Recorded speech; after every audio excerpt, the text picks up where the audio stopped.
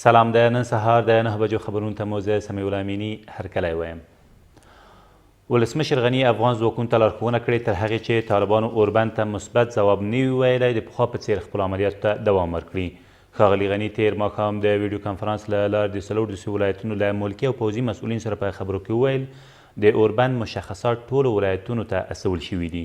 د ټولو ولایتونو ملکي او پوځي مسؤلینو د اوربند او سولې بهیر په اړه د ولسمشر د نوښت هرکلی وکړ او ډاډ ورکړ چې د اوربند د مدیریت په اړه بشپړ چمتووالی لري. له دې سره سم طالبانو د یو شمېر بندیانو او اسیرانو د خوشي کولو اعلان کړی دی. د هغې ډلې د یوې خبرپاڼې په خپرولو سره چې رسنیو ته رسېدلي ویلي په سلګونه بندیان به د نن ورځې په اوږدو کې د هغوی خپلوانو ته وسپارل شي. طالبانو لا تراوسه د خوشي کیدونکو بندیانو د کره هویت په اړه څه نه دي ویلي.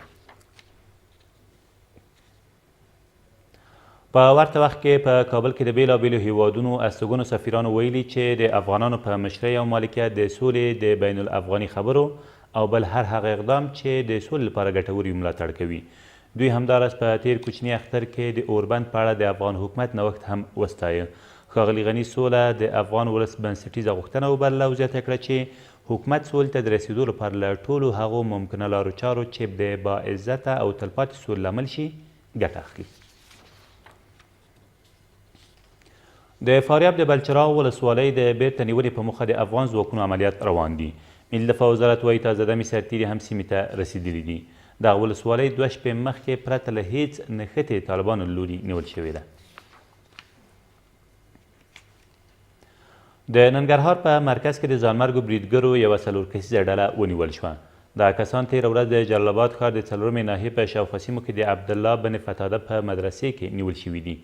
د ننګرهار د رسنیو دفتر مسؤلین وایي د څرګند ملي ادارې د دغو عملیاتو پر مهال د یادې ډلې ځانمرګی بریدګر د خپلو چاودونکو توکو د چاودنې له امله وژل شوی او بل چاته زیان نه دی اوښتی. او په کندهار کې په یوې ټرافیکي پیښه کې 14 کسانو ته مرګ ژوبله واوښته. دغه پیښه تېره ورځ د تختپل ولسوالۍ په شاوخوا سیمو کې د 2 فلډر موټرو ټکر له امله رامنځته شوې ده.